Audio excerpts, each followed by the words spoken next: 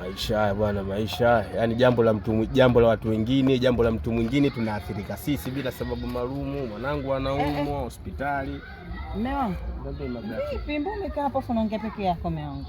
Nawaza tu ya dunia, hakuna watu wanafanya mambo ya kipuuzi, hawajui kama sisi tuna matatizo. Mtu sikiza kwanza. Hivi unajua kama wewe nimesema unaenda kwa mtaalamu ili yule mtoto tumtibie. Sasa mtoto yuko ndani hapo umekaa hapo unaongea peke yako.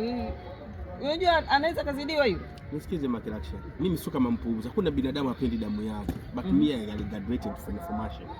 Mtoto nimekwenda hadi kwa yule mganga hayupo, ndugu zako ameniambia. Hayupo? Kaenda wapi sasa? Bana Makeraction. Au hujaenda? Moka wachukua wote waganga akawapeleka Zanzibar. Wewe mbuzi unawaona sasa hivi kumetana. Haujui kama finali. Ndio kapeleka Zanzibar. Wachukue tu ile kombe warudi.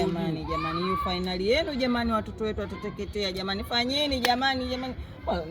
Natamani hata wafungwe Mungu yani. Yasikia vile umesema? Natamani wafungwe. Sasa mwanangu mimi anaumia kama hivi kwa ajili ya wao, ndio nini sasa? Basi tumbebe mtoto twende Zanzibar huko. Gharama itakuwa kubwa. Cha kufanya tukombe dua washinde. Wakishinda tu wale wanarudi. Sasa 12 mechi. Hasa hata wakifungwa kwani hawarudi? Wewe. Mfanyaga twende nini? Kuna udugu na Alikamwe. Alikamwe? Alikamwe ndio na? Kwa Alikamwe. Sasa hivi wewe mume wangu, mwanangu anaumwa. Waganga ameenda Zanzibar. Bado mimi hao watu niwapende. Mbuzi wamechukua wao. Afali nayo kwa kafala mbuzi wale, mume wangu utageuzwa mbuzi. Mwana ngoja ndio kwa mwanangu. Akipona mtoto huyu, nahisi kuna mtu mwingine ataumwa ndani. Nimeambia mwanamke. Nahisi kafala mtu naishi watatu. Nahisi kafala ya kike hii na tafuta kwa nani nitamtoa. Kwa hiyo maanisha nini?